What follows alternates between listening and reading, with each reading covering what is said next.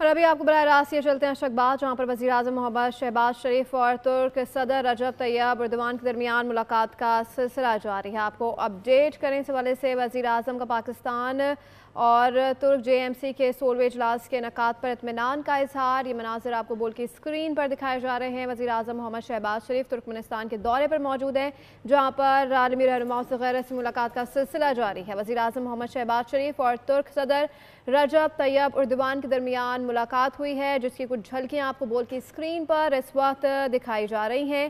آپ کو یہ بھی بتائیں کہ وزیر اعظم کی بین الاقوامی کانفرنس امن و اعتماد کے موقع پر ترک صدر سے یہ ملاقات ہوئی ہے، جس کی کچھ جھلکیاں آپ کو بول کی اسکرین پر دکھائی جا رہی ہیں۔ اشرقباد وزیر اعظم محمد شہباز شریف اور ترک صدر رجب طیب اردوان کے درمیان ملاقات ہوئی ہے۔ مزید جانتے ہیں فہد چودھری سے۔ جی فہد، بتائے گا اس ملاقات کے حوالے سے۔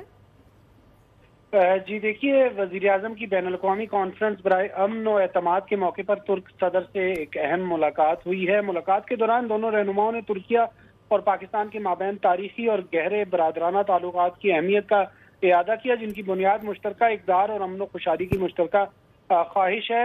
رواں برس پاکستان اور ترکیہ کے درمیان قیادت کی سطح پر ہونے والے مسلسل روابط پر اطمینان کا اظہار کرتے ہوئے وزیر اعظم نے ترکیہ کے ساتھ سیاسی، توانائی، اقتصادی، دفاع اور سرمایہ کاری سمیت باہمی دلچسپی کے تمام شعبوں میں دو طرفہ تعاون کو مزید مستحکم کرنے کے عزم کا اظہار کیا، اور اس سلسلے میں وزیر اعظم نے پاک ترک جے ایم سی کے 16ویں اجلاس کے انعقاد پر اطمینان کا اظہار کیا، جو 7ویں ایچ ایل ایس سی سی کے فیصلوں پر عمل درآمد کو یقینی بنائے گا۔ توانائی، پیٹرولیم، معدنیات کے ترجیحی شعبوں میں ترکیہ کی دلچسپی اور سرمایہ کاری کا وزیر اعظم نے خیر مقدم کیا، اور اہم شعبوں میں حال ہی میں دستخط شدہ ایم او یوز اور معاہدوں پر بروقت عمل درآمد کو یقینی بنانے کی اہمیت پر زور دیا۔ اور وزیر اعظم نے کہا کہ پاکستان بجلی کی تقسیم کار کمپنیوں کی نجکاری میں ترکی کے اس شعبے میں تجربے سے مستفید ہونے میں دلچسپی رکھتا ہے، اور اس سلسلے میں فیصلہ کیا گیا کہ دونوں ممالک کے درمیان وزارتی سطح کے تبادلے بہت جلد ہوں گے۔ وزیر اعظم نے علاقائی روابط کی اہمیت پر بھی زور دیا، جس میں Islamabad, Tehran, Istanbul rail network کی بحالی بھی